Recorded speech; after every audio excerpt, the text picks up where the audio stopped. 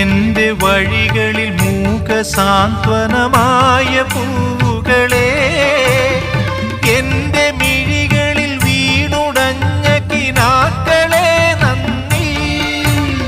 മധുരമാം പാധേയമായി തേൻ കനികൾ തന്ന തരുക്കളെ, തളരുമീയുടൽ താങ്ങി നിർത്തിയ പരമമാം കാരുണ്യമേ നന്ദി. എന്നോടൊത്തുണരുന്ന പുലരികളെ, എന്നോടൊത്തു കിനാവു കണ്ടു ചിരിക്കുമിരവുകളെ, യാത്ര തുടരും